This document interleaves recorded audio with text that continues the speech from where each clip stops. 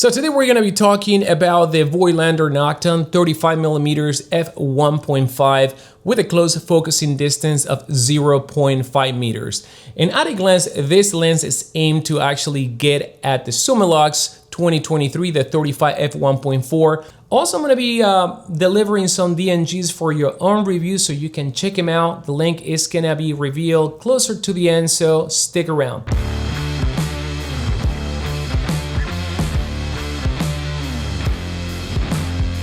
All right, so the first thing that we have to address is that there are going to be three versions of this lens. Now, the one that I have right here is the Type 1, which it actually features a construction made out of aluminum with a black matte finish, and this lens is actually going to weigh 188 grams. Now, this lens is going to run you $799 brand new.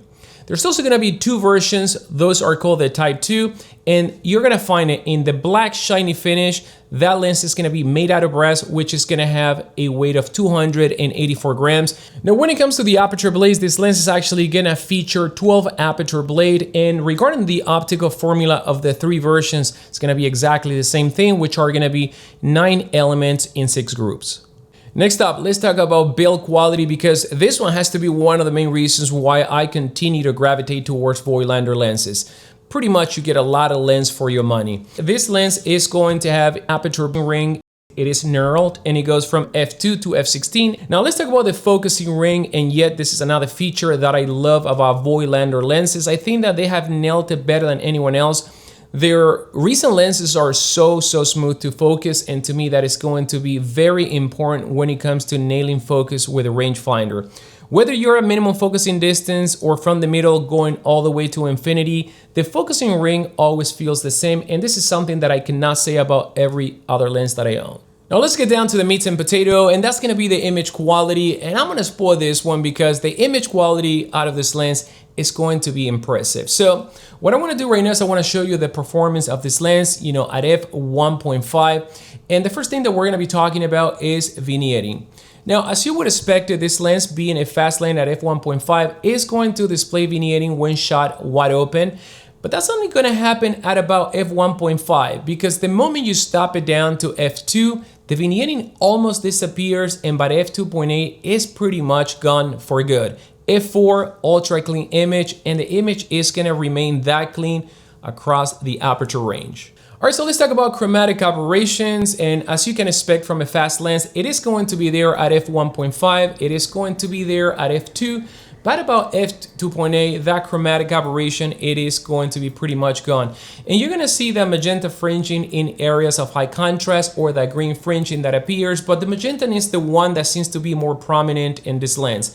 Now I'm gonna spoil this one again. It is not much different than the Summilux. So when it comes to the chromatic aberration, it's something pretty standard. And on a 35mm, it doesn't bother me as much as it bothers me on a 50mm, which is what I use for portrait a lot. All right, so let's talk about distortion. Does this lens distorts? And the answer is slightly. And while I was at the mall actually eating, waiting for the rain to stop so I continue my review, I saw this scene right here, and I think this is where you are gonna notice that distortion, because for the most part, until I did this test, I didn't even realize the distortion.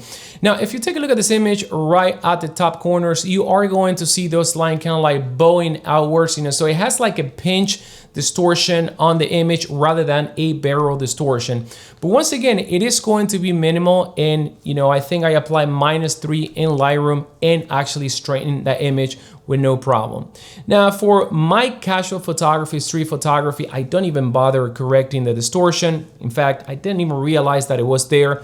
You are gonna have to look for it. And let's talk about sharpness. I'm sure a lot of you guys want to find out if this lens is sharp or not. At f1.5, in my opinion, this actually looks sharp. Now, it is sharp enough for you. Drop a comment down below. Now, the other thing that you're going to find out is that the moment you stop down this lens, f2, f2.8, this lens is going to increase its sharpness, drastically, and this is something to be expected. Now, I think this lens actually reaches top sharpness at around f5.6, f8, and pushing this lens all the way to f16, we all know what happened. It's not good enough. So I would never shoot this lens past f11, which it renders a pretty good sharp image as well. And when it comes to the overall character of this lens, this lens is safe to say that it is very modern. So it's pretty much what you're gonna find out with an FLE Leica lens, for example. But one of the things that I noticed is that when shot wide open, this lens, features some of that glow reminiscent from a vintage lens, and this usually only happens at f1.5. In my opinion, I actually appreciate that a lot because I find myself shooting this lens wide open pretty often. Remember that close focus in distance of 0.5 meters versus 0.7 meter is going to make this lens versus any of the other lenses that you have a complete different animal. I want to talk about color rendering coming out of this lens because that to me is going to be very important. I like to grade my images, and having a great starting point is crucial. Now, the image quality or the image color rendition that you are going to get is going to be on the neutral side. This lens is not going to be overly saturated. I would say that maybe it's in the saturated spectrum, but it's going to provide you with great contrast. Most specifically, after you pass the f2, you are going to get all those benefits. Now, and the other comment that I wanted to make is that with some of the other counterpart, similar lenses that I own from other brands, I find that a lot of the times, boosting the contrast or the saturation will require me to bring down the oranges or the red a little bit. And with this image produced by this lens, that is not the case. I can apply a global contrast or saturation boosting, and the colors are pleasing all across the range.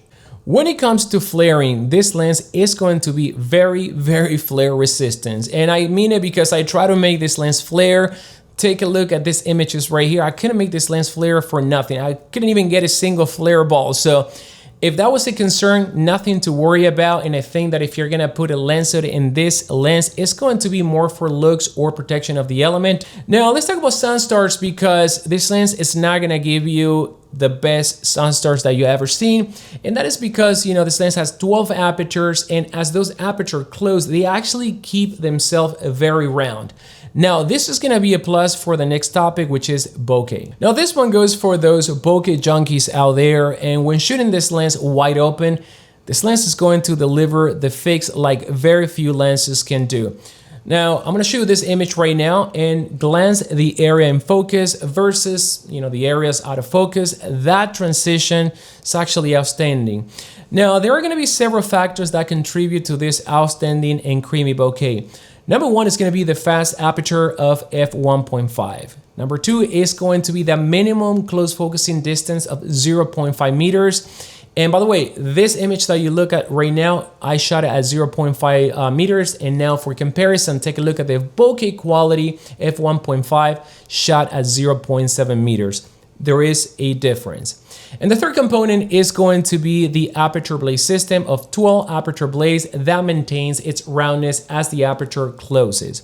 So you are going to see very smooth bokeh ball. They're not going to have the hard edge, and even when the bokeh transition towards the side and turn more into that cut shape, still be very smooth and creamy. Now, for those that know more about bokeh than me, please rate the quality of this bokeh in the comments down below. And also the micro contrast that you're gonna find in this image, more specifically when shot in high megapixel cameras such as a Leica M11, is going to be surreal. I can zoom in and there is details inside the details. Yet again, this lens behaves much more like a modern Leica lens. So the shooting experience with this lens has been great. I already traveled to a couple of countries with this lens. I shot portrait, landscape, street photography. Anything you throw at this lens is gonna do it with ease. But what I like about this lens is the amount of power that I get in such a small footprint. When I travel and I'm in my street photography mood, I may actually go out early in the morning and come all the way at night. And having something heavy, hanging from my neck after so many hours, it does take a toll on me, and this is one of the reasons why, I've been opting for smaller lenses. And would I recommend this lens? And the answer is going to be absolutely yes. And you guys have heard me rave about this lens. You pretty much get everything you want about a 35mm plus more. I've never seen a lens, with these properties in this small form factor for only 188 grams, a lens that has a fast aperture of f1.5, a lens that has a close focusing distance of 0.5, great image quality, flare resistant, sharp lens. Pretty much you have it all only in this small form factor. So in my opinion, if you have $800 to spend, this lens is going to be a no-brainer, and it's going to be really hard to be disappointed, but that is going to be something for you to decide. But guys, if you want to review images shot with this lens with my Leica M11P, I am going to be listing a link right here on my Instagram at Gaston Shutters. Since you're there, give me a follow there and click link on the bio where you're going to find a download link with some of the DNG files shot with this lens. And if you like this video, give it a like, subscribe to this channel for more content like this one, and until then, I'll see you in the next video.